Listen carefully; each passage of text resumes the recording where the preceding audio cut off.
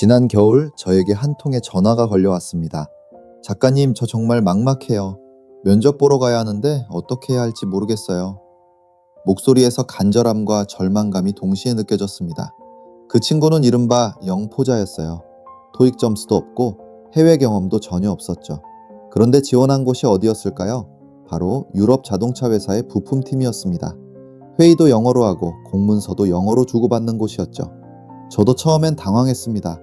정말 그 회사에 들어가고 싶나요? 입사하더라도 회사 생활이 괜찮을까요?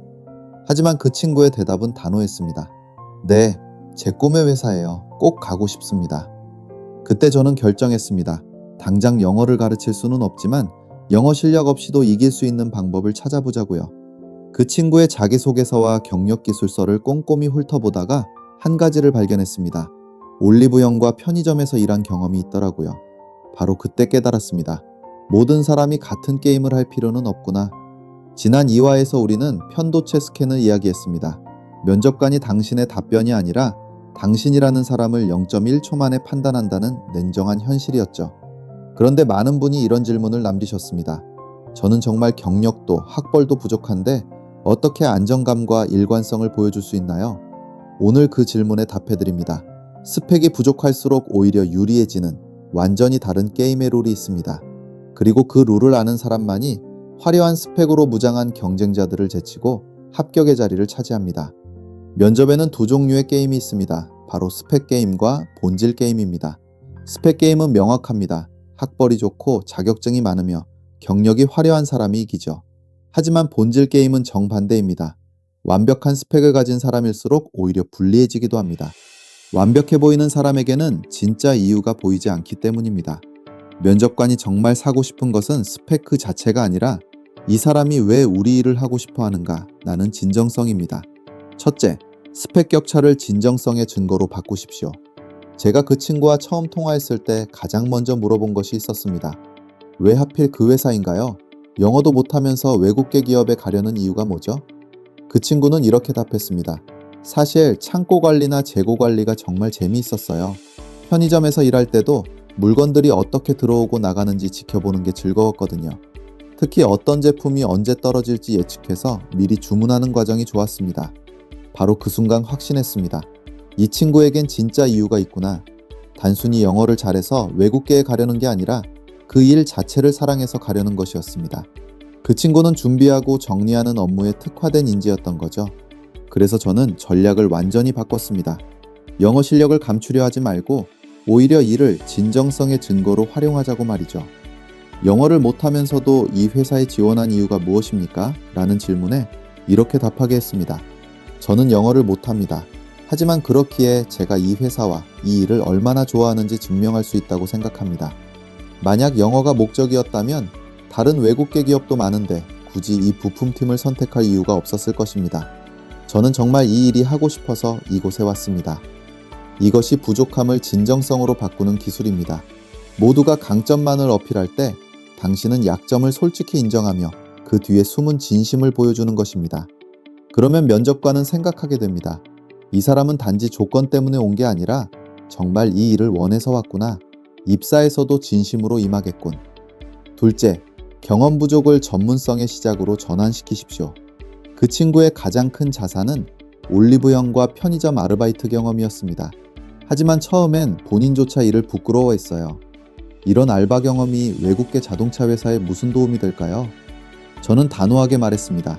이게 바로 당신의 핵심 경쟁력입니다. 올리브영과 편의점이 어떤 곳입니까? 수천 개의 다양한 상품을 실시간으로 관리하는 곳입니다. 어떤 제품이 언제 소진될지 예측하고 최적의 타이밍에 발주해야 하는 곳이죠. 심지어 그 친구는 이 모든 과정을 수기가 아니라 엑셀로 자동화해서 관리하고 있었습니다. 다른 아르바이트생들이 일일이 손으로 기록할 때 이미 데이터 기반의 시스템을 만들어 활용하고 있었던 겁니다. 이것이 바로 부품 관리의 본질 아닌가요? 제가 그 친구에게 해준 말입니다. 자동차 부품팀 업무도 수백 개의 부품 수요를 예측하고 적기에 입고되도록 관리하는 일입니다. 당신은 이미 그 일을 3년째 해온 셈이에요. 다루는 품목이 화장품과 과자였을 뿐이죠. 실제 면접에서 그 친구는 이렇게 말했습니다. 저는 편의점에서 2년간 근무하며 수백 개 상품의 재고 관리를 담당했습니다. 비효율적인 수기 체크 방식 대신 엑셀 자동화 시스템을 직접 구축했습니다. 판매 패턴을 분석해 예측 모델을 만든 결과 재고 부족률을 30%에서 5%로 낮출 수 있었습니다. 제품의 종류는 다르지만 부품 관리 역시 이와 같은 원리라고 확신합니다. 면접관은 깜짝 놀랐습니다. 편의점에서 그런 일까지 했다고요? 그 순간 그는 평범한 아르바이트생에서 재고 관리 전문가로 격상되었습니다. 같은 경험이라도 관점을 바꾸면 완전히 다른 가치가 됩니다. 이것이 평범한 경험을 전문성으로 바꾸는 기술입니다. 중요한 건 무엇을 했느냐가 아니라 어떤 생각으로 임했느냐입니다. 누구나 할 수 있는 일이라도 그 안에서 본질을 발견하고 개선을 실행했다면 그것이 바로 전문가의 사고방식입니다. 셋째, 단점을 솔직히 인정하고 본질에 자신 있다고 말하십시오. 가장 어려운 질문이 던져졌습니다. 우리 회사는 영어 사용이 많은데 정말 괜찮겠어요? 보통 이런 질문을 받으면 당황해서 거짓말을 하거나 열심히 공부하겠습니다 같은 뻔한 변명을 늘어놓습니다. 하지만 그 친구는 준비한 대로 답했습니다. 네, 영어는 정말 못합니다. 지금도 노력 중이지만 여전히 부족합니다. 하지만 회사 생활에서 정말 중요한 것은 영어 그 자체가 아니라고 생각합니다. 업무에 대한 이해와 동료와의 신뢰가 본질입니다. 영어가 조금 서툴더라도 맡은 업무를 완벽히 파악하고 신뢰를 쌓을 수 있다면 언어는 시간이 해결해 줄 문제라고 봅니다. 그 본질적인 부분만큼은 누구보다 자신 있습니다. 이것이 약점의 역발상입니다. 모두가 약점을 감추려 급급할 때 당신은 오히려 그것을 드러냄으로써 더 중요한 가치를 부각하는 것입니다. 약점을 인정하되 일의 본질을 꿰뚫고 있음을 강조할 때 면접관은 깊은 신뢰를 보냅니다. 이 사람은 메타인지가 높구나, 정말 중요한 게 뭔지 아는 사람이다 라고 느끼는 것이죠. 6개월 후 그 친구는 팀에서 가장 신뢰받는 직원이 되었습니다.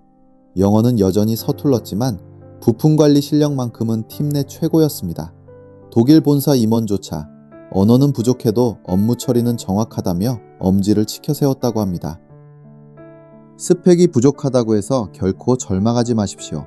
스펙 부족은 약점이 아니라 남들과 다른 게임을 시작할 수 있는 티켓입니다. 첫째, 스펙 격차를 진정성의 증거로 활용하십시오. 둘째, 평범한 경험을 전문성의 시작으로 전환하십시오. 셋째, 단점을 인정하고 본질에 대한 자신감을 보여주십시오. 이 세 가지만 기억한다면 완벽한 스펙의 경쟁자들을 제치고 승리할 수 있습니다. 면접관이 사고 싶은 것은 완성된 기계가 아니라 함께 만들어갈 이야기라는 사실을 잊지 마십시오. 완벽한 사람에겐 더 쓸 이야기가 없지만 부족한 사람에겐 무한한 가능성의 다음 페이지가 열려 있습니다. 그 다음 페이지를 함께 써내려가고 싶게 만드는 것, 그것이 여러분이 가질 수 있는 가장 강력한 무기입니다. 마지막으로 덧붙이자면 스펙이 부족한 분들은 흔히 남들보다 더 열심히 해야지라고 생각합니다. 하지만 틀렸습니다. 당신이 해야 할 일은 열심히가 아니라 다르게 하는 것입니다. 남들과 같은 게임판에서 속도로만 승부하려 하면 결국 지치게 됩니다. 하지만 자신만의 룰로 게임의 판을 바꾸면 누구도 당신을 따라올 수 없습니다. 스펙이 부족한 당신에게는 바로 그 새로운 룰을 만들 자유가 있습니다. 다음 시간에는 많은 분이 궁금해하시는 주제를 다루겠습니다. 자기소개서에 반드시 들어가야 할 단 한 문장, 면접관이 당신에게 질문을 던질 수밖에 없게 만드는 자소서 작성법을 공개합니다. 매주 일요일 저녁 9시 노담랩에서 뵙겠습니다. 오답에서 정답으로 스토리 설계자 정작가였습니다.